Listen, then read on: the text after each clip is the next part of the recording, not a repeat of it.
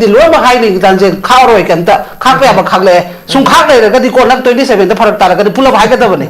MLA ꯍꯥꯏꯕ ꯃꯤꯡꯊꯣꯟꯗꯣ ꯄꯤꯕꯉꯩꯗꯤ ꯑꯩꯗꯤ ꯑꯗꯨꯝ ꯄꯨꯂꯞ ꯆꯩꯅꯦꯕ ꯃꯔꯝꯗꯤ ꯃꯈꯣꯏ ꯑꯝꯇꯗꯤ ꯊꯣꯛꯂꯛꯑꯒ ꯍꯥꯏꯕ ꯉꯝꯕ ꯂꯩꯇꯦꯕ ꯑꯗꯨꯅ ꯅꯪꯒꯤ ꯂꯣꯏꯅꯃꯛ ꯍꯥꯏꯔꯣꯏꯗꯣ ꯁꯨꯡꯌꯥ ꯌꯥꯗꯦꯕ ꯐꯣꯝꯗꯣ ꯄꯨꯂꯞꯅ ꯇꯧꯃꯤꯟꯅꯩꯅꯤꯅ ꯑꯩꯗꯤ ꯄꯨꯂꯞꯁꯦ ꯑꯗꯨꯝ ꯆꯩꯅꯦꯕ ꯑꯗꯨꯅ ꯑꯩꯒꯤꯗꯤ ꯇꯣꯉꯥꯟꯕ ꯂꯩꯇꯦ ꯑꯗꯨꯅ ꯑꯩꯅ ꯍꯥꯏꯁꯤꯅꯤ ꯃꯥ ꯁꯦꯡꯅ ꯍꯥꯏꯕ ꯆꯥꯛ ꯆꯥꯛꯍꯤꯡ ꯑꯃ ꯆꯦꯡꯄꯣꯛ ꯑꯃ ꯃꯥꯟꯊꯣꯛꯏꯗꯨꯗꯤ ꯑꯗꯨ ꯃꯥꯡꯊꯣꯛꯄꯗ ꯌꯥꯔꯤꯕ ꯃꯣꯏꯁꯨ ꯃꯔꯥ ꯅꯠꯇ꯭ꯔꯣ ꯅꯠꯇ꯭ꯔꯣ ꯀꯩꯗꯧꯕꯩ ꯈꯥꯛꯇꯣꯏꯅꯣ ꯗꯔꯀꯥꯔ ꯂꯩꯇꯦꯕ ꯃꯣꯏꯁꯨ ꯃꯊꯧ ꯃꯥꯜꯂꯦ ꯐꯨꯗꯣꯔꯛꯑꯣꯗꯅ ꯃꯣꯏꯁꯨ ꯉꯥꯏꯔꯦꯕ ꯆꯣꯡ ꯆꯥꯏꯌꯦꯕ ꯑꯗꯨꯅ ꯑꯃꯠꯇ ꯑꯩ ꯌꯥꯅꯤꯡꯗ꯭ꯔꯦꯕ ꯍꯧꯖꯤꯛꯇꯤ ꯑꯩꯈꯣꯏꯁꯨ ꯈꯥꯛꯄ ꯌꯥꯕꯗꯤ ꯈꯥꯛꯑꯝꯕꯅꯦ ꯑꯗꯨ ꯈꯥꯛꯅꯤꯡꯗ꯭ꯔꯦꯕ ꯑꯝꯇ ꯑꯗꯨꯅ ꯂꯣꯏꯅꯃꯛ ꯑꯣꯄꯣꯖꯤꯁꯟꯁꯨ ꯉꯥꯏꯔꯦ ꯑꯩꯈꯣꯏꯗꯤ ꯂꯥꯟꯖꯗꯕꯅꯦꯅ ꯑꯗꯨꯝ ꯂꯩꯈ꯭ꯔꯦ ꯁꯥꯗꯨ ꯁꯥꯗꯥꯟꯒꯤ ꯇꯥꯏꯞꯇ ꯀꯩꯒꯤꯅꯣꯗꯤ ꯃꯣꯏꯁꯨ ꯉꯁꯤ ꯀꯩ ꯂꯥꯎꯔꯤ ꯄ꯭ꯔꯣꯇꯣꯀꯣꯜꯒꯤ ꯃꯇꯥꯡꯁꯨ ꯃꯣꯏ ꯀꯩ ꯍꯥꯏꯒꯦꯕ ꯑꯗꯨꯁꯨ ꯃꯣꯏꯁꯨ ꯁꯦꯡꯅ ꯍꯥꯏꯕꯗ ꯂꯤꯗꯔ ꯄ꯭ꯔꯣꯕ꯭ꯂꯦꯝ ꯑꯣꯏꯔꯝꯃꯦꯕ ꯃꯣꯏꯁꯨ ꯍꯧꯖꯤꯛ ꯇꯧꯔꯛꯏꯕ ꯄꯣꯠꯁꯤꯗꯗꯤ ꯃꯣꯏ ꯌꯥꯔꯤ ꯀꯩꯒꯤꯅꯣꯕ ꯄꯥꯔꯇꯤꯅ ꯍꯣꯡꯕ ꯅꯠꯇꯦꯕ ꯁꯦꯟꯇꯔꯗ ꯑꯗꯨꯅꯤ ꯃꯤꯗ ꯅꯠꯇ꯭ꯔꯣ ꯃꯣꯏ ꯃꯁꯦꯟ ꯇꯧꯅꯔꯤ ꯃꯌꯥꯝꯁꯦ ꯉꯁꯤ ꯄ꯭ꯔꯣꯇꯣꯀꯣꯜ ꯇꯧꯗ꯭ꯔꯤꯕ ꯄꯤꯗ꯭ꯔꯤꯕꯁꯤ ꯃꯣꯏ ꯉꯁꯤꯐꯥꯎꯗ ꯑꯩꯈꯣꯏꯒꯤ ꯑꯣꯅꯦꯕꯜ ꯁꯦꯝꯁꯤꯅ ꯀꯩꯅꯣ ꯑꯣꯏꯔꯛꯄ ꯃꯇꯝꯗꯒꯤ ꯉꯁꯤꯐꯥꯎꯗ ꯑꯣꯄꯣꯖꯤꯁꯟꯒꯤ ꯁꯥꯏꯗꯇ ꯑꯦꯁꯦꯝꯕ꯭ꯂꯤꯗ ꯃꯣꯏ ꯀꯩꯅꯣ ꯇꯧꯕꯒꯤ floor of the house test ꯇꯧꯕꯒꯤ ꯋꯥ ꯉꯥꯡꯅꯕꯗ ꯍꯦꯟꯅ ꯉꯁꯤꯐꯥꯎꯗ ꯑꯣꯄꯣꯖꯤꯁꯟ ꯑꯃꯅ ꯀꯔꯤꯒꯨꯝꯕꯤ ꯑꯃ ꯑꯩꯈꯣꯏ ꯁ꯭ꯇꯦꯠꯁꯤꯗ ꯍꯧꯖꯤꯛ ꯇꯧꯔꯤꯕꯁꯤ ꯀꯩꯅꯣ ꯇꯥꯡ ꯑꯁꯨꯛ ꯌꯧꯔꯁꯤꯕꯨ ꯍꯥꯏꯕ ꯑꯃ ꯀꯅꯥ ꯊꯣꯛꯂꯛꯀꯦꯅ ꯁ꯭ꯇꯦꯠꯃꯦꯟ ꯍꯥꯏꯔꯨꯔꯒ ꯀꯣꯡꯒ꯭ꯔꯦꯁ ꯅꯠꯇ꯭ꯔꯗꯤ ꯃꯅꯤꯄꯨꯔ ꯀꯟ ꯉꯝꯃꯔꯣꯏ ꯀꯥꯏ ꯃꯣꯏꯅ ꯀꯟꯕꯤꯕꯗ ꯅꯠꯇ꯭ꯔꯣ BJP ꯅꯠꯇ꯭ꯔꯗꯤ ꯀꯟ ꯉꯝꯃꯔꯣꯏ ꯍꯥꯏ ꯀꯣꯡꯒ꯭ꯔꯦꯁ ꯅꯠꯇ꯭ꯔꯗꯤ ꯀꯟ ꯉꯝ ꯃꯣꯏꯅ ꯀꯟꯃꯟꯗꯅ ꯏꯆꯥ ꯏꯁꯨ ꯊꯤ ꯈꯪꯗ꯭ꯔꯦ ꯀꯟꯃꯟꯗꯅ ꯂꯩꯀꯥꯏ ꯂꯥꯟ ꯉꯝꯃꯛꯇ꯭ꯔꯦ ꯑꯩꯈꯣꯏ ꯑꯗꯨꯅ ꯀꯣ ꯑꯩꯗꯤ ꯑꯃꯠꯇ ꯌꯥꯅꯤꯡꯗꯦꯕ ꯑꯗꯨꯅ ꯑꯩꯅ ꯍꯥꯏꯖꯒꯗꯕꯗꯤ ꯍꯧꯖꯤꯛꯁꯨ ꯁꯦꯝꯗꯣꯛꯄꯤꯌꯣꯕ ꯍꯧꯖꯤꯛꯁꯨ ꯅꯋꯥ ꯂꯧꯗ꯭ꯔꯦ ꯅꯣꯏꯅ ꯑꯩꯈꯣꯏ ꯁꯥꯟꯅꯄꯣꯠꯇꯧꯅ ꯍꯥꯏꯕꯒꯤ ꯃꯣꯏꯗ ꯁ꯭ꯇꯔꯦꯡꯗꯣ ꯂꯩꯕꯤꯌꯨ ꯍꯥꯏꯕꯅꯦꯕ ꯑꯩꯅ ꯍꯥꯏꯕꯗꯤ ꯀꯅꯥꯝꯇꯅ ꯁꯥꯎꯗꯦꯕ ꯀꯩꯗꯧꯕꯒꯤ ꯁꯦꯟꯒꯤ ꯀꯩꯅꯣ ꯄꯋꯥꯔꯕꯨ ꯁꯨꯝ ꯑꯗꯨꯗꯤ ꯆꯞ ꯃꯥꯟꯅ ꯇꯦꯔꯤꯃꯤꯔꯤꯗ꯭ꯔꯣ ꯑꯩꯅ ꯉꯁꯥꯏ ꯍꯥꯏꯗꯣ ꯇꯥꯗ꯭ꯔꯣ ꯑꯗꯨꯗꯤ ꯑꯩꯈꯣꯏꯅ ꯑꯍꯥꯟꯕꯗ ꯆꯩꯔꯤꯕ ꯄꯣꯠꯇꯨꯁꯨ ꯑꯗꯨ ꯉꯝꯗꯕꯒꯤ ꯆꯩꯕ ꯅꯠꯇ꯭ꯔꯣ ꯑꯩꯈꯣꯏ ꯀꯅꯥ ꯄꯥꯁꯅꯦ ꯅꯨꯡꯉꯥꯏꯅꯗꯕ ꯂꯩꯒꯦ ꯑꯩꯅ ꯍꯥꯏꯁꯦ ꯁꯦꯝ ꯑꯣꯏꯗꯤ ꯃꯅꯤꯄꯨꯔ ꯁꯦꯝ ꯑꯣꯏꯔꯁꯦ ꯍꯥꯏꯕꯅꯦ ꯑꯩꯅ ꯍꯥꯏꯕꯗꯤ ꯍꯧꯖꯤꯛ ꯀꯥꯕꯩ ꯁꯦꯝꯗꯣ ꯄꯥꯝꯗꯦꯕ ꯑꯩꯈꯣꯏꯗꯤ ꯑꯗꯨꯒꯤꯗꯃꯛꯇ ꯍꯥꯏꯕꯩ ꯋꯥꯅꯦꯕ ꯑꯩꯈꯣꯏ ꯀꯅꯥꯝꯇꯗ ꯗꯨꯁꯃꯅꯤ ꯂꯩꯇꯦꯕ ꯄꯋꯥꯔꯗꯣ ꯍꯥꯞꯀꯠꯄꯤꯌꯨ ꯍꯥꯏꯕꯅꯦꯕ ꯃꯇꯝꯗꯨꯗ ꯑꯩꯈꯣꯏꯅ ꯈꯣꯡ ꯈꯨꯠ ꯄꯨꯜꯂꯦ ꯍꯥꯏꯗꯣ ꯀꯔꯤꯒꯤꯅꯣ ꯆꯩꯔꯤꯗꯨꯁꯨ ꯁꯦꯝ ꯑꯣꯏꯔꯗꯤ ꯃꯅꯤꯄꯨꯔ ꯁꯦꯝ ꯑꯣꯏꯌꯨ ꯍꯥꯏꯕꯒꯤ ꯆꯩꯕ ꯋꯥꯅꯦꯕ ꯃꯩ ꯊꯥꯗꯣꯛꯑꯒ ꯈꯣꯡ ꯈꯨꯠ ꯄꯨꯜꯂꯦ ꯍꯥꯏꯗꯤ ꯀꯩꯅꯣ ꯍꯥꯏꯗꯣ ꯑꯗꯨ ꯁꯦꯝ ꯇꯥꯗ꯭ꯔꯣ ꯃꯥꯒꯤ ꯇꯦꯛꯅꯤꯀꯦꯜ ꯑꯣꯟꯅꯔꯛꯄꯩ ꯋꯥꯅꯤ ꯆꯞ ꯃꯥꯟꯅꯔꯦ ꯍꯥꯏꯕ ꯋꯥꯅꯤꯗ ꯃꯁꯥꯒꯤ ꯃꯤꯅꯤꯁꯇꯔ ꯍꯥꯞꯄ ꯉꯝꯁꯤꯜꯂꯛꯇꯕ ꯐ꯭ꯂꯣꯠ ꯌꯦꯟꯊꯣꯛ ꯉꯝꯃꯛꯇꯕ ꯍꯥꯏꯕꯁꯤ ꯇꯥꯃꯣ ꯀꯔꯤꯅꯣꯕ ꯑꯩꯈꯣꯏꯗꯤ ꯁꯣꯝ ꯅꯥꯀꯟꯗ ꯉꯧꯔ ꯂꯣꯏ ꯂꯩꯅꯔꯤ ꯍꯥꯏꯕ ꯉꯁꯥꯏꯒꯤ ꯇꯥꯟꯖꯦꯟ ꯍꯥꯏꯗꯨꯅꯤ ꯃꯣꯔꯦꯗ ꯀꯔꯕꯥꯔ ꯇꯧꯖꯔꯝꯕ ꯆꯤꯡꯗꯒꯤ ꯍꯤꯟꯖꯥꯡ ꯅꯥꯄꯤ ꯇꯧꯕ ꯑꯁꯣꯝ ꯅꯥꯀꯟ ꯆꯤꯡꯃꯤ ꯃꯌꯥꯝꯁꯨ ꯌꯥꯝꯅ ꯏꯅꯣꯁꯦꯟ ꯑꯣꯏꯕ ꯃꯌꯥꯝ ꯑꯃꯗꯤ ꯋꯥꯔꯝꯗꯣꯏꯅꯦꯕ ꯇꯥꯃꯣ ꯈꯟꯕꯤꯕ ꯐꯩ ꯍꯥꯏꯕꯅꯤꯗ ꯄ꯭ꯔꯖꯥ ꯀꯩꯝꯇ ꯈꯟꯅꯗꯦꯕ ꯃꯣꯏꯗꯤ ꯑꯗꯨꯅꯦꯕ ꯑꯗꯨꯅ ꯁꯥꯎꯅꯤꯡꯉꯦꯕ ꯑꯗꯨꯅ ꯍꯥꯏꯕꯩ ꯋꯥꯅꯤ ꯑꯩꯗꯤ ꯂꯣꯏꯅꯃꯛ ꯍꯥꯏꯅꯤ ꯒꯤꯇꯥꯟꯖꯦ ꯈꯥꯛꯑꯔꯣꯏ ꯀꯩꯝꯇ ꯈꯥꯛꯄ ꯌꯥꯕ ꯈꯥꯛꯂꯛꯑꯦ ꯁꯨꯝ ꯈꯥꯛ ꯂꯩꯔꯒꯗꯤ ꯀꯣꯟꯅ 27ꯗ ꯐꯔꯛ ꯇꯥꯔꯒꯗꯤ ꯄꯨꯂꯞ ꯍꯥꯏꯒꯗꯕꯅꯤ ꯇꯤꯝꯗꯨꯗ ꯃꯣꯏ ꯑꯍꯨꯝꯗꯤ ꯆꯠꯂꯤꯕ ꯅꯠꯇ꯭ꯔꯥ ꯑꯗꯒꯤ ꯑꯗꯨꯝ ꯎꯅꯔꯛꯏꯅꯦꯕ ꯍꯥꯏꯔꯤꯕ ꯄꯥꯏꯔꯤꯕ ꯀꯩꯅꯣ ꯃꯤꯅꯤꯁꯇꯔꯁꯤꯡꯗꯨ ꯎꯅꯔꯛꯏꯅꯦꯕ ꯑꯃꯤꯠ ꯁꯥꯍ ꯎꯅꯔꯛꯏ ꯔꯥꯖꯅꯥꯊ ꯎꯅꯔꯛꯏ ꯅꯠꯇ꯭ꯔꯥ ꯑꯃꯤꯠ ꯁꯥꯍꯒꯤ ꯃꯈꯥꯗꯅꯤ ꯑꯁꯥꯝ ꯔꯥꯏꯐꯜ ꯀꯥꯏ ꯂꯩꯔꯤꯁꯦ ꯔꯥꯖꯅꯥꯊꯀꯤ ꯃꯈꯥꯗꯅꯤ ꯑꯥꯔꯃꯤ ꯂꯩꯔꯤꯕ ꯑꯗꯨ ꯃꯌꯥꯝꯗꯣ ꯁꯨꯃꯥꯏꯅ ꯇꯧꯗꯅ ꯍꯟꯗꯛꯀꯤ ꯃꯇꯥꯡꯁꯤꯗꯗꯤ ꯑꯩꯈꯣꯏꯔꯣꯝꯗꯨꯅꯁꯨ ꯍꯥꯏꯕꯗꯤ ꯄ꯭ꯔꯣꯄꯣꯖꯦꯜꯗꯣ ꯑꯗꯨꯝꯕꯒ ꯊꯥꯡꯒꯠꯄ ꯎꯗ꯭ꯔꯦ ꯎꯅꯔꯛꯄ ꯂꯩ ꯄꯤꯅꯔꯛꯄ ꯃꯣꯏꯒꯤ ꯀꯩꯅꯣ ꯇꯧꯕꯗꯨꯒꯤ ꯑꯗꯨꯃꯥꯏꯅ ꯑꯣꯏꯅ ꯀꯩꯅꯣ ꯇꯧꯋꯦ ꯈꯔ ꯍꯥꯏꯔꯨꯔꯒ ꯐꯟꯒꯤ ꯀꯩꯒꯤꯀꯣ ꯑꯗꯨꯅ ꯑꯩꯅ ꯑꯗꯨꯒꯤ ꯅꯨꯡꯉꯥꯏꯇꯕꯩ ꯍꯋꯥꯟꯗ ꯇꯧꯔꯛꯑꯒꯗꯤ ꯌꯥꯝ ꯕꯦꯁꯅꯤ ꯀꯩꯅꯣ ꯑꯩꯈꯣꯏꯗꯤ ꯑꯐꯕ ꯇꯧꯕꯤꯌꯨ ꯑꯩꯈꯣꯏꯗꯤ ꯑꯗꯨꯝ ꯂꯩꯖꯒꯦ ꯍꯥꯏꯔꯤꯕꯅꯦꯕ ꯁꯦꯡꯅ ꯍꯥꯏꯕꯗ ꯑꯗꯨꯝ ꯑꯩꯅꯁꯨ ꯍꯟꯖꯤꯟ ꯍꯟꯖꯤꯟ ꯍꯥꯏꯗꯣ ꯑꯩꯒꯤꯗꯤ ꯑꯩ ꯀꯦꯟꯗ꯭ꯔꯁꯨ ꯑꯣꯏꯖꯔꯤꯕꯅꯤ ꯑꯗꯨꯕꯨ ꯇꯧꯔꯛꯇ꯭ꯔꯒꯗꯤ ꯑꯩꯈꯣꯏꯁꯨ ꯍꯥꯏꯔꯛꯄ ꯇꯥꯕꯅꯤ ꯃꯔꯝꯗꯤ ꯑꯩ ꯈꯛ ꯋꯥꯕꯗꯤ ꯀꯩꯅꯣ ꯇꯧꯕꯗꯤ ꯌꯥꯗꯕꯅꯤꯅꯀꯣ ꯑꯩ ꯈꯛ ꯅꯨꯡꯉꯥꯏꯔ ꯂꯩꯕꯗꯤ ꯌꯥꯗꯦ ꯑꯗꯨꯒꯤ ꯄꯣꯠꯇꯨꯗ ꯑꯗꯨꯅ ꯇꯧꯔꯛꯏꯕ ꯄꯣꯠꯁꯦ ꯑꯩꯈꯣꯏꯗꯤ ꯁꯨꯡꯌꯧ ꯌꯧꯗꯦꯅ ꯑꯗꯨꯝ ꯂꯧꯅꯤ ꯌꯧꯔꯒꯗꯤ ꯀꯩꯗꯧꯕꯒꯤ ꯃꯦꯝꯆꯥ ꯀꯦꯟꯗ꯭ꯔ ꯗꯤꯄꯨꯇꯤ ꯁꯤꯑꯦꯝꯅꯤ ꯅꯍꯥꯟ ꯃꯣꯏꯕꯨ ꯑꯍꯥꯟꯕꯗꯗꯤ ꯅꯣꯏ ꯃꯦꯗꯤꯌꯥꯅ ꯍꯥꯏꯔꯛꯄꯅꯤꯅꯦ ꯀꯩꯅꯣ ꯁꯦꯅꯥꯄꯇꯤꯗ ꯀꯦꯕꯤꯅꯦꯠ ꯃꯤꯐꯝ ꯐꯝꯅꯤ ꯀꯥꯏꯅꯒ ꯇꯧꯈꯤꯕ ꯅꯣꯏ ꯃꯦꯗꯤꯌꯥꯅ ꯍꯥꯏꯕ ꯑꯃꯁꯨ ꯂꯩꯒꯅꯤ ꯑꯗꯨꯒ ꯑꯗꯨ ꯅꯠꯇꯦ ꯍꯧꯖꯤꯛꯐꯥꯎꯗꯤ ꯇꯧꯗ꯭ꯔꯤꯗꯅ ꯃꯃꯥ ꯗꯦꯜꯂꯤꯗ ꯍꯥꯟꯅ ꯆꯠꯂꯨꯔꯦ ꯑꯗꯨꯅꯦ ꯍꯥꯏꯁꯦ ꯇꯧꯗ꯭ꯔꯤ ꯍꯥꯏꯕ ꯇꯧꯔꯛꯄꯗꯨꯗꯤ ꯎꯗ꯭ꯔꯤ ꯍꯥꯏꯕꯅꯤꯗ ꯍꯥꯏꯗꯤ ꯑꯗꯨꯝ ꯃꯦꯗꯤꯌꯥꯗꯗꯤ ꯍꯥꯏꯕ ꯑꯩꯅ ꯑꯗꯨꯒꯤ ꯋꯥꯗꯤ ꯑꯗꯨꯝ ꯊꯕꯛꯇꯣ ꯑꯣꯟꯊꯣꯛꯇꯕꯗꯨꯒꯤ ꯋꯥꯔꯤꯅꯦꯕ ꯑꯩꯅ ꯍꯥꯏꯕꯗꯤ ꯍꯥꯏꯌꯦꯕ ꯍꯥꯏꯕꯗꯤ ꯀꯩꯅꯣ ꯄꯨꯔꯛꯀꯅꯤꯁꯨ ꯑꯗꯨꯝ ꯍꯥꯏ ꯅꯠꯇ꯭ꯔꯣ ꯑꯩꯅ ꯍꯥꯏꯁꯦ ꯑꯗꯣ ꯇꯧꯔꯛꯄꯒꯤ ꯄꯣꯠꯇꯨꯅꯦꯕ ꯍꯧꯖꯤꯛ ꯌꯦꯡꯉꯨ ꯍꯥꯏꯕ ꯋꯥꯗꯅꯤ ꯑꯗꯨꯝ ꯀꯩꯅꯣ ꯀꯥꯡꯖꯩꯕꯨꯡ ꯑꯁꯣꯝꯗ ꯆꯠꯂꯒ ꯀꯣꯏꯂꯥꯁ ꯊꯥꯕ ꯈꯔ ꯌꯦꯡꯉꯨ ꯁꯨꯝ ꯇꯧ ꯂꯩ ꯍꯥꯏꯕꯅꯤꯗ ꯑꯩꯅ ꯍꯥꯏꯕꯗꯤ ꯑꯗꯨꯒꯤ ꯋꯥꯔꯤꯅꯤ ꯑꯗꯩ ꯃꯣꯏꯅ ꯉꯔꯥꯡꯒꯤ ꯃꯤꯐꯝ ꯐꯝꯕꯗꯨꯗꯁꯨ ꯀꯔꯤ ꯂꯧꯔꯤꯅꯣ ꯍꯣꯏ ꯇꯥꯡ 8ꯗꯒꯤꯕꯨꯗꯤ ꯀꯩꯅꯣ ꯇꯧꯔꯅꯤꯗꯤ ꯍꯥꯏ ꯑꯦꯁꯦꯝꯕ꯭ꯂꯤꯒꯤꯗꯤꯀꯣ ꯃꯣꯏꯁꯤ ꯇꯧꯍꯧꯗꯕꯗꯤ ꯌꯥꯗꯦ ꯑꯗꯨꯁꯨ ꯕꯖꯦꯠꯀꯤꯅꯤꯅ ꯑꯗꯣ ꯑꯦꯁꯦꯝꯕ꯭ꯂꯤꯁꯤꯗ ꯉꯁꯥꯏꯒꯤ ꯒꯤꯇꯥꯟꯖꯦꯅ ꯍꯥꯏꯈꯤꯕ ꯁꯨꯒꯤ ꯃꯇꯥꯡꯗꯣ ꯒꯤꯇꯥꯟꯖꯦ ꯂꯧꯊꯣꯛꯄꯅ ꯃꯣꯏ ꯇꯥꯟꯅꯔꯝꯗ꯭ꯔꯦꯅ ꯆꯦꯗꯣ ꯂꯩꯕꯅꯦ ꯇꯛꯁꯟꯕꯅ resolution the low level member go. I don't know, Madam. I think my assembly Manungi from the officers in secretary labor ma'am said, as you check among Matota, Madam de Mokosu, Kogi, Kuzabi, Matamgi, speakers in the Kuzabi or happy on the family, Kanota planning that assembly Manuso. Have the Tongamba, Masai can qualification the Kalapa, Masai can order to put the Tamu Yodreba, to speaker paying at Tombagi. Relative, travel speaker by the travel relative. Having Masaki can open the later, but do not see assembly the formulation either now. Can Namdrek and assembly came like Robam Devsi. Speakers with Spirit Opera, Mantopa, and Meles in Pange, Butanga from the Chang the Gate, last half from the chat later to Kai do say. I see a Tasana than a Todana, quite high below say, I see the top pasta with the water never the Mona train, I say. I do not tell another media, Karahaini. Sini bain haidi aduna asagi ki tanjena mahaba praja gi su chume husi praja yang ware tasena khale ga di khoi manipur se kai ora kan khambra korean gi khoi kim jong gi kano do adu rules ka do khoi adu gi follow hora bane ba aduna namda ba namdara lore aduga bon matan ju da ju ki haiba mitrang sanari ba kola saba adu gi haiba potse sina aduna in haidi chumi wadi ware waraga su amuk ingkhat lohba habasidi mathau tabanina ware haidana sum hanjana continue tawragadi tamu upai lero habwan deba gitanjena in haidi sigi khoigi lingak samda leire hai ngasi da khoi fukat pamu honosi amana mateng pangnaraga natadana sum upai leitabni ne upai leitabni sum chang hita de khoi dum tok pata bane habani da adugi wari ne hayang khoi budi loimak kanu taw khani hing tungi future dadi ngasi akhoi na hingba khoi gi chahi matang se hingba sida su am critical oragadi hayang ichai sudi kamai hingau do no adu du maram oraga was wana khangmin matam du su ipai pu myam du awa myam du mai theng naraga praja matam ge wa su dum yaw ne du myam du theng naraga ngasi akhoi manipur se ningkha tam manipur mo por ponga mi ne du admai taw dana ngasi akhoi no ware haraga su masi da theng no hobom di mathau tai haba potu ne ba ware haidana seng na haba atop state ki type ta yum ma kai ma leita su na te akhoi di seng na haba ipai pu na fazana di thamam bane ki tanjen yum isai ina akhoi di la dana angaw mo gi bok to yum lai ba ta mo khoi kan manipur da khoi pai puna bibiram bi khoi mam se ado atopa state di ta mo du bolai bana te in hai se koi no makha da ma lei nei ne ba do ni ba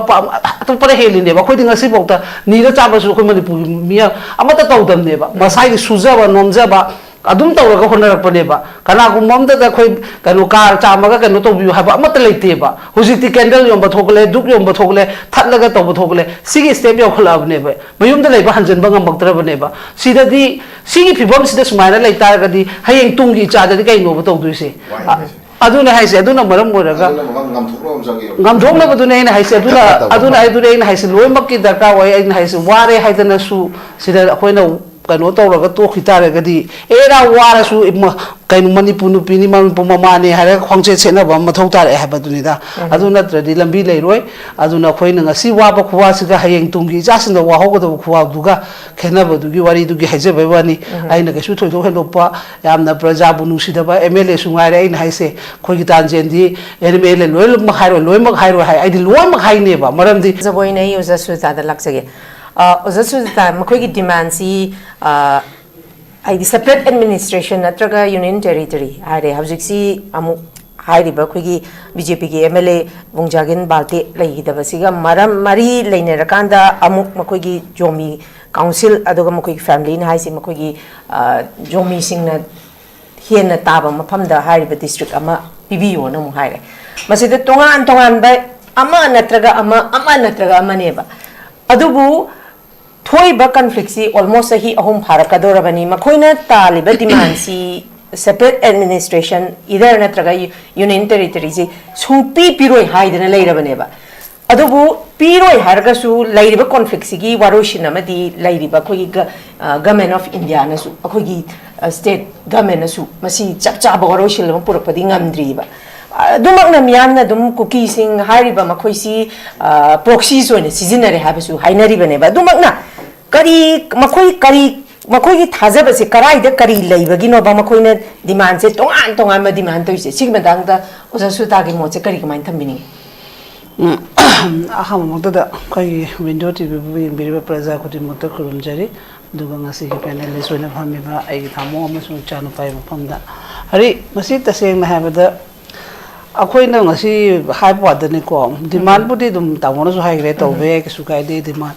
adai chanapa na so hai demand to ga su khoi gi reasonable oi ba hai bidi ko oi thok ya ba ya da ba hai ba ma lei hai ba hai kre ko adu puna ma se ta se na mo na hai du ji se mo ye ji ki district ki ama to ga matung de nai da su ka no hai ba ne ba hoi nai gi du budi ke su kai de ani ama gi oi gera mo ge wagera ticket pa hai ba du khang ke su kai de du to bu matam du da lei ba sarkar na su su mo to to na khodana ani ma ki ni ko bias le ta na to rom ba ya ba du loi to de ba de gi ngasi se adu ne khoi na je lo le tra ba manipur oi ra ba ni na aning apam ba da pung ang na ba wa ne ba du ko ji su khoi sarkar se ta se na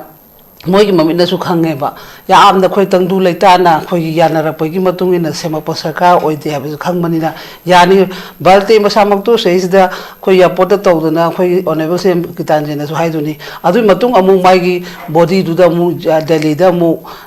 mu su khoi gi honorable sem na kano chappada sudum kano to minimai family unai khonai kai to adum kala ri kem hai deba adubu moi puthora matung duda moi gi praja adu moi gi praja su angak pam ne ba ko mi amagi adugum ba ma tawra ga hoi ma mla gi ma budi leje ga su koi leiri ba situation su da ma da nate mi ama ma siba na ba sidi loi yong na ringa tani na tra koi gi da su jiri da leiri ba mi adu di jiri gi so hai taw duri ba ha yum thong khuding gi this time on pu ha be fibam lak dure ba moi di aduna sigumba oi da pada bagi thabak sidai sida yang kan na koina kano to bo si adu nei hai do khoi sarkar sina su lokhot ka da ba thabak se huji su hai pa da ne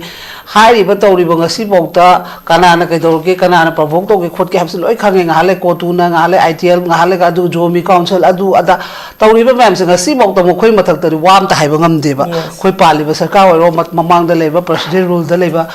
piano oi ro kem to bangam khi de ba ko adu na moi da napalam adu nei hai do khari icha se phatra ga di sum ya to budia da bani na mai kai gumbam di darka lak pane ba adu darka do hoji moi seng na habda stage thuai nam kan hono chahi loi mang na ra lei na ram ni na tra adu ga hoji mu ka sunata ba dead body madu da kai sunata ba hai re ba hoji ti kai no ri saurab ni maram di akoi su hana di ma condemn to nungai ta ko loi phongdong na mi ne ba du bu makhoi na khulai wa na season ba do balte ma samak na di madu poto ka su mar hingam ta ri pa moi ba mana ma samak na pamam ta di matam du mana su dum ma samak mlm ni ma na da kai da kai no to bi case lang ma thang ga ba su ya dum kem to khi du ne ba adu matam da na moi kai do loi le hok ge ba adu ga hojik ta na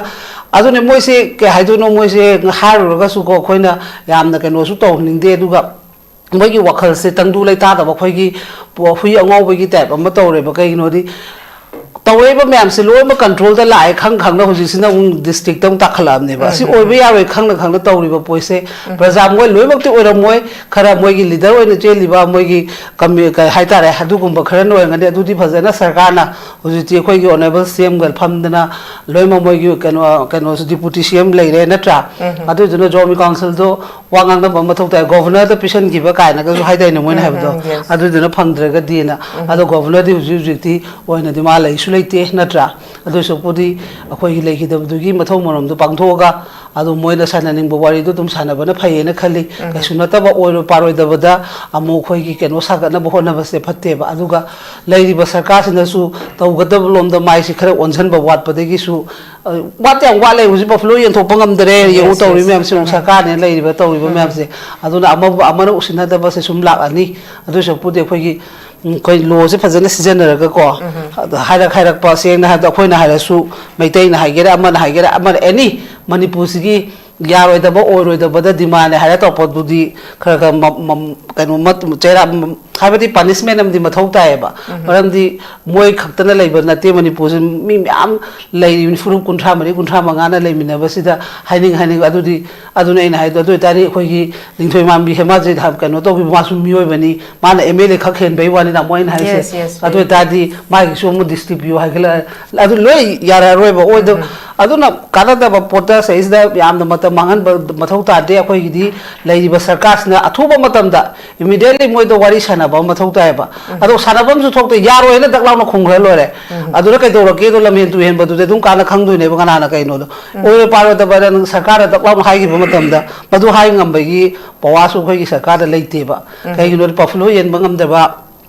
aduna sigi posi di kem khumare sidi khumam di thom neba yawe do pota aduna si mem cha ke gen ke do leiri aina haise moi kamaina yana ra popora ga sarkar alo bola halim ne ano bhairo aidi mom mihut kamaina sindoim namaram di sarkar di hana dai lejebani moi masen leadership yana da bagi moi na kai jebani na ko leadership amam sile ale modi na ke da bagi kam kamaina mu handa ke na unaba ya reiba minister me amno kamai unare ya reiba ado moi gi plan di se mayam macha sing gi plan di hayeng 27 gi agenda yenga to boni sei sida khoi gi chonga lai ba kangu myam sin ai na ngai se ado mana adu koi ba chahi ani makhai hela ba bokta kemta si matang to draga unasi adraga duga nahal achanak ta kai gi unai ba duna sugumba oi da padaba myam sigi leader sigi makhada ko koi na sum lai ri bani na upai su leite koi cm su ngai re hu pu ada harawi ma thopa ma ta hoi ba plan du khang de ba ado ma so na kan de ngasi na usi roi ri gi matang 2026 ke ne amu meeting pham dana tawle mathau to ko da di assembly adai mai kanu yen thok da hoji govindas khom ne hawa ne ma sain chat pana de da mo ina se profilo du yendra banina ado ra sai pu chong pa da harawi khoi di kanu oiram ne ma sa ma ki bokta chap chaba kanu pai bangam bana driba wa da di chief minister manipur hai wa da ne ba ma na ngasi critical oiba chahi ahum sigi critical oiba pot kari thabak tawrage ba khali koila sa baduna kanu oidori bra ba ma hangma madina hangi khoi gi kanu gi minister unabadu da highway na national highway gi sengo saga pai ka do hai do no khoi chalan be ya di se minister mamin do kare ba khoi kanu gi road ki do road and transport ki minister do ma unai dana last kat kari aha badana mo khoi gi kanu mla ani na unaru re ane mu mla ani no unabadu ma na chong moi na chong sele unare nok tiam nok ninge ba tawri mem se moi da highway gi unai ni na ni do mu na chale moi mu unare budget king atane ba chakot hawra ngai hana chatpe ya de sigi sumai da furu amadi chatpe ya da re khoi na budi sumai na announce to dana atopa furu tu ri chang layeng bala mla masa bok te imphal ya pot la adumba ado khoi sola kan gi de ma tawya de si yam strictly can lobby da na khobi da na tawraga amutang masi ya da ba taw si de hai de ba lambi semba thong lambi semba gi oina semba pa sem tare ba dak sina mu lambi thong ong da ma hoju uri se dirip ken gi sungai re una han gi pireba budget su directly anova fresh pirak pasunate akoi gi kanogi pizza pa du dai du da mana ka lising manga du su kai do do no ina haise ona tai na re ba ado sumba da haro sumoina di heto waro ba aduna meeting ngang manga ngai ni mana a do home my family to kamai unaram ge ba delhi da family su unare dead body su kanu lai ka le na kan tawe na hari ba poto ngasi thola ga na kari gi family na du mu tawre imno ba पोसिब drama में यावनारीब अखोई सरकार सु drama यावरी अदुरेगी सोना कन की तालिब कांगू सु ड्रामा में यावरीब सि सानहनब सिलिब अखोई आदा फमिब मयाम चासिंग दुगी दुम लिचत तो दुम चली बुजिसे कइनो बीजेपी सरकार चामने ममांग लेसु बीजेपी सरकार नि जुलाइसु बीजेपी सरकार नि मो एजेंडा am तो होंगोय भारी सोम होंगोय बा मी दब मोइने अमा मुसिन अखोई स्वाइ सिना ते हाइदो न खोइ लीडर से सुंगांग सु मोइ सौनिंग बे वाने बा मी गे हाने गी टारगेट एजेंडा दो दुमला बीजेपी होंगा अतोपा सेंटर द पान बनते बा सेम ने बा खाली अखोइ गी लीडरशिप तु गी मोइ गी प्रॉब्लम मोने जबे गे दु खक सिंदो पे वाने बा अदुना करम थमोइ चाउ थोरक तो नो मोइना सिना अनोबो लॉजिक मने मोइ सानारे पोसे मरम दी 27 दा बीजेपी पुथा खरगा दी मोइ गी टारगेट ती था निपान दु दा मोइ गी लंबी दो फंगरोयबा सरकार से पालबगी हुजी अदुना ने प्यागा सटका तोथोगा मु सरकार से मले से तेगी नतेबा हरि याम लूरी बनेबा खंबा थारी पाल से सरकार से पाले ने तो नि वोट कार्ड बीजेपी ने अमु मेजॉरिटी ओइ खरगदी अनदर 5 years अमु कंटिन्यू पांदोइनी कंटिन्यू पानबदु दा हाने के एजेंडा ngobodो पोतो मदुदो चथरक तो प्लान नेबा मयाम चाबोइन तो बुकोक दु अदुना सेलोम दोइना थादरगा मा मोइदे यार ए मोदी मसाबा हायना ए आई लाकतबा हाईवे दुदी हांगना होना गदबनी अमी सारमा दुम ऑर्डर पिथा गियारे ना मासी योगी योक तो मथौ तादी कइनो हा सिचुएशन कंट्रोल तो गेदी अमी सा होम दो मा पाइ नत्रो हाईवे से नेशनल की नत्रो से अखोई की नते स्टेट की नते बा हालदे सो दुम दिक्कत ओइ लेरब लंबी गातने बा असिगी लंबी सिंग से अदो तौदबने अदुना इन हाइसिनी हुजी अखोई लंबी से मोय द इन थागी दोरे ने टू बी कंटिन्यू चथनिंग बेगी सरकार ने भंदक से मलैसे टू बी कंटिन्यू चथरक तोनी को अनोबो फिल्म अमम पुथोरक तोने बा अदुदुना का होद दिया दबनिना हुजी अखोई प्रजा सुंगारे हा नो या वाना तामो लैरुरबनिना हा नंगन नागे ओक्टो तोंगरबनिना लंबी खरा सेमकबसिदि लोंगावरेबा खंबा कइगिनोदि upai su leitaba maram de hanadi anaba puro loi waram bam am do hujidi sit na la thawrabani na asa anobu sarkar phare haiba sarkar di chap manai ba leadership moi change song no boy wadane ba hana palam badu ko ji pal center di blow dum phami ba center de sinde ba modi mod atopam sinde ba amisa mod atopam sinde ba hana gi picture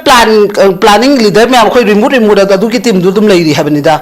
adu team du na hana mabuk seng na tawam taraga di si pot me am sila amoi da ngata ne ba adu hujik su to holai ba pot masai gi kano pithok bangam da cabinet pithok bangam da moi tare huji ha ngamdri natro aduregi mai portfolio yen thopang ngamdri mana kya pai to na kana department kana hoji govinda so koi home pai ngara one sign chatri en hai se aduna sidi mi gi kanoni aduna kem ta khoi yam hene kiningai ni adu so pudi ai gi hanjan huji hai sin prajamiam gan taminasi lambi koila sai ba sidi tobam thop sarkar gi mathoni akhoi gi bo ai di si gi plug se the indo ba ai handak su hanjana hai sin a fresh hai dana anova fresh mi su anova like sarkar su anova adu ba darkar le ba si gi mam se lai ge di ai ngasi su tum hanjana hai sin aduna wakhal mun khanbiu khoi cheng pirak pa lambi du gi aduni mathau ngata ni adu so khoi gi thigat khijaba paisa mam dun government hai se khoi na tawjaba ngata dun ngasi moida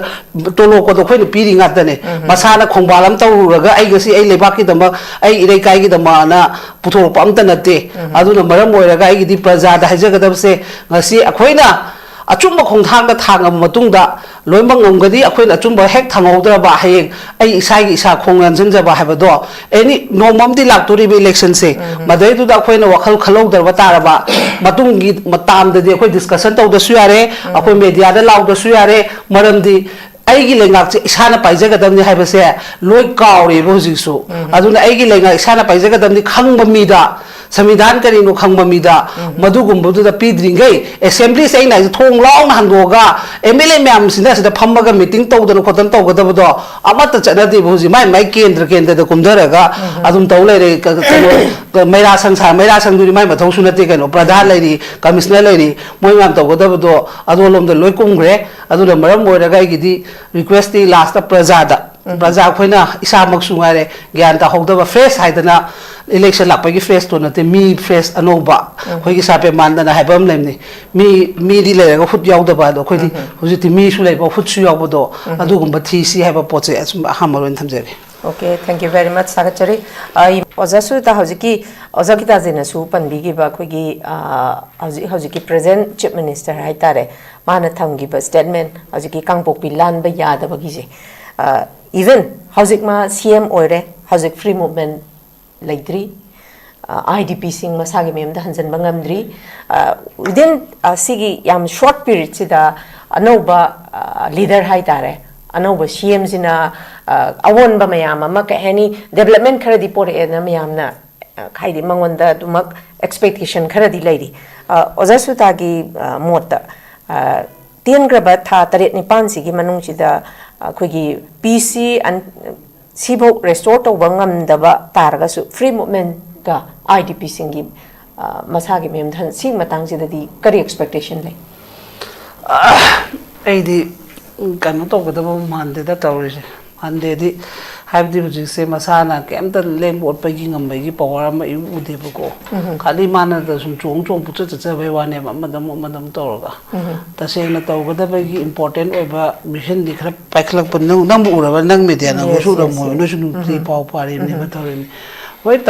tawi hai se IDP gi hane lu bacham bi gi do account happy ba du ti hana de gi le ra pon na ta ne ham da hoi no ji pam jeri badi khai ba pon hu ji ki mai kai mari chalan ba IDP hanjin bhai ba se khoina ai hadi loi makki manipur ki apam bane praja myam gi natra ado masi potsi de yo san da ba do na sum u ba du dai gi ne ba khoina se aham ba da ga de khoi di moi gi sum deputy CM ani yaure du tore ka habda es mari mong khra da do mali ni kai khalam bane ba adu bu nahan gi delhi chalu ba matung dai gi ni ko ai sum daw le re se maram di matam numit adu gi tem du da moi hum ni chatli ba natra ba dai gi adum unare ne ba hari ba pai ba kan minister sing du unare ne ba ami sa unare rajnath unare natra मिसाई की मखादनी Assam rifle का लेरिसे राजनाथ की मखादनी army लेबा अदु ma'am दो ए सुमाय तौदना हदक की मतंग सिदे खोयमदुनसु हाबि proposal दो दुम बगा थांगत प उद्रे उनरप लै पिनर प मोय की केनो तो बदुगी अरमायन ओइना केनो तो खरा हारो का फन की कई को अदुन आइना अदुगी नुवाइते बे हवान तौरागदी याम बेस्ट नि केनो खोयदी अफब तौबियो खोयदी दुम लेजगे हारिमनेबा सेंगना हाबदा अदुम आइना सु हंजन हाइदो आइदे आई केंद्र सु ओइजरिमनि अदुबु तौरक्त्रगदी अखोयसु हारक पताबनि मरमदि आई खक वाबदि केनो तौबदि यादबनि को आई खक नुआरे लेबदि यादे अदुगी पोतुदा दुना तौरैबा पोतसे खोयदि सु योगदेना दुम लौनि यौरगदि केदबगी मेमचा के केंद्र डिप्यूटी सीएमनि नहान मोयबु अहामददि नो मीडियाना हारकपनिने केनो सेनापति दा कैबिनेट मिफम हमनि कायना ग तौबिबा no मीडियाना हाइबम सुलेगन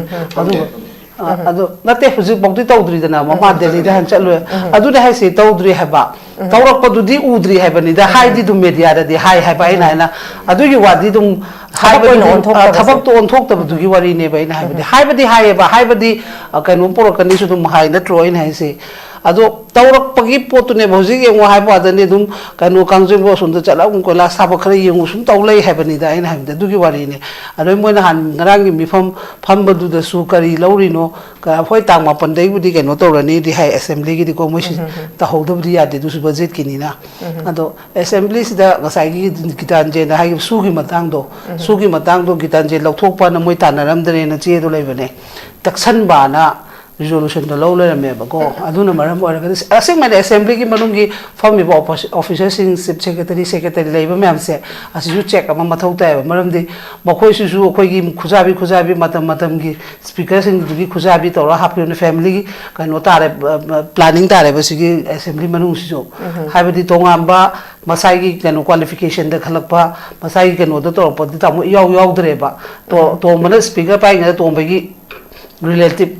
tawbul speaker pa ngi tawbul relative habi masai gi kano oi bedu leitre ba du ngasi assembly di fang ore sini dana ken ngamdre ken assembly kem le ro ngamde ji speaker speaker thok pa leire ma man thok pa mla sing phange chang ga da pham da chang da ge koila sa borom da chat leire du kai dok du no se asida taksan na dana to dana khoi hari ba lo ga se asida ta pass to ga da ne ba da mona troin hai se adu na ta dana dum media khara hai ni sini ba in hai di aduna asa gi gitan je na ma ha ba praja gi su chume huji praja yang ware ta se na khale ga di khoi manipur se kai ora kan khambra korean gi khoi kim jong gi kano do adu rules ka do khoi adu gi follow hora ba ne ba aduna namda ba namdara lore adu ga bot matan ju da ju ke hai ba mitrang sanari ba kola saba pesa adu gi hai ba potse sina aduna in hai di chumi wadi ware ga su amuk tak ingkhat lo ba ha ba sidi mathau ta bani na ware haidana sum hanjana continue tawra ga di tamu pa le ro ha bon de ba gitan je in haidi sige khoi gi lingak sam da leire hai nga sida khoi fukat pa mu hono si amana ama mateng pangnaraga natta da na sum upai leitabni ne upai leitabni sum chang hita de khoi dum tok pata bane ha bani da adu gi wari ne hayang khoi budi loi mak kano to khani hing tung gi future da di ngasi khoi na hingba khoi gi chahi matang je hingba sida su am critical ora ga di hayang ichai su di kamai hingau do no adu du na maram ora ga was wa na khangmin na ga matam du su ipai pu myam du awa ba myam du mai theng na ga praja matam ge wa ba su dum yawrim ne du myam du theng na ga ngasi akhoi manipur se ningkha tam manipur ma porok pangami ne du admai tau da ngasi akhoi na ware ha ga su masida theng na ho bom di mathau tai ha ba potu ne ba ware ha da na seng na ha da top state ki type ta yum ma kai ma lai ta bi sunate akhoi di seng na ha ipai pu na fazana di thamam bane ki tanjen yum isai ina akhoi di la da na angau ma gi bok to yum lai ba ta mo khoi kan manipur da khoi ipai pu na bibiram mi ba khoi myam se ado atopa state di ta mo du bo lai bana te in hai se koi no makha da ma lai nei ne ba do ni ba pa to pare heli ne ba khoi di ngasi bok ta ni da cha ba su khoi manipur mi amata tau dam ne ba masai gi suja ba nomja ba adum tawra ga honar pa ne ba kana gu mom da khoi kanu car cha ma ga kanu to bi ha ba amata leite ba huji ti candle yom ba thokle duk yom ba thokle that la ga to ba thokle sigi step yo khla ne ba mayum da lai ba hanjan ba ngam baktra ba ne ba sida di sigi phibom sida sumaina lai tar ga di hayeng tung gi cha da di kai no ba to du se aduna hai se aduna maram mo ga ngam thok na ba du ne hai se aduna ina hai se loi mak ki darka wai ina hai se ware hai da na su sida khoi na kano tawraga tokhitare era warasu kainu manipur nupini manipur mamane hare khongche chenaba mathau tare habadunida aduna tradi lambi leiroi aduna khoina ngasi waba khuwa siga hayeng tungi jasinda wa hogodo khuwa duga khenaba dugi wari dugi haijebe wani aina ka su thoitho helopa yamna praja bunu sidaba mla sungaire aina haise khoi gitan jendi mla loil mak hairo loy mak hairo hai aidi loy mak haine ba maramdi mla haba mingthon bi bangai di aidi dum pulap chaine ba maramdi mokhoyam tai dis thowa ga haiba ngam ba leite ba aduna nangi loy mak hairo do suga ya de ba form the pulap na tomine ni na aidi pulap se dum chaine ba aduna aigi di tongan ba leite aduna aina haisni ma se na haba chak chaking ma cheng porong man thoi du di anu mang thok pada yari mo sumara na tro natro kakak kakak no kakak itu mo sum mathong na le pudoro na mo sum ngare ba chong chae ba duna ai mata ya ning tare ba siti khoi su khak ba kha ma ne du khang ning tare ba ta duna lo ba opposition su ngare khoi lan ja ta ne na dum lai gare sadhu sadhan ki ta ta kai lo di mo su ka ngasi kai lauri protocol ki batang su mo kai hage ba du mo su se na da leader problem ko me ba mo su hosi to e ba post de mo yari kai no ba party no hong ba te ba center da aduni mi da na tro mo se tong ri mem se ngasi protocol tong di pi di se mo ngasi bo ta akoi ki honorable cm sina ka no or pong matam de gi ngasi bo ta opposition ki side assembly da mo ka no to be gi floor of the house test to be gi wa gang na de ngasi bo to opposition amana kari gumbi ma koi state sida husi to usi kai no tang asu yo su bo hai ba mo kana thola ke statement hai ro ga congress na tari manipur kan ngam ro ka mo na kan bi bu na tro bjp na tari kan ngam ro ai congress na tari kan ngam mo na kan man na chai chu thi khang re kan man da le kai lan ngam bak tare khoi aduna ko ai amata yaning de ba duna ai na haije gi dabdi husi su sembo pu yo ba husi su na wa lo no na khoi bo sana potong na habegi moi da strangle le bi ha bi ne ba ina ha bi kanam ta saw de ba ka do begi sen gi bo kan bo wa bu suma aduri chama na teri mi dro ai na sa hai do ta dro du di akoi na ha ba ta ri bo potu so du kam da begi sai ba dro khoi kana pas ne nungai da ba le ge ina hai se sem mo de mani pu sem mo se ha bi ne ina ha di haji ka ba sem do pam de ba khoi di aduri da mo ta hai ba wa ne ba khoi ka lam ta dushmani leite ba pawana hakat piu hai bane ba matam du da ko khong khot pul hai to kari gi no chai du su sem mo di mani pu sem oi hai ba gi chai bo wa ne ba bai tha to ko khong khot pul hai di kai no hai do sem ta dro bai gi technical owner pa wa ni chama la hai bo wa ni da masai gi minister ha pa ngam jalak ta po float yen thong ngam ta ba ta mo kari no ba akoi di sona kan ngong ro le ngari hai ba ngasai gi ta jin hai du ni more da ka ba to jar ma ching de gi hinjang na pi to ba asona kan ching mi me am su yam innocent ba me amam di waram do ne ba ta mo khadi ba phai hai bani da praja kem ta khana de ba moi di adune ba aduna sawning ge ba aduna hai ba wan ai di lo ma hai ni dan je khaw roi kan ta kha pa ba khak le sum khak le ga di ko nak 27 da pharak ta ga di pula hai ga da bane Okay, thank you very much.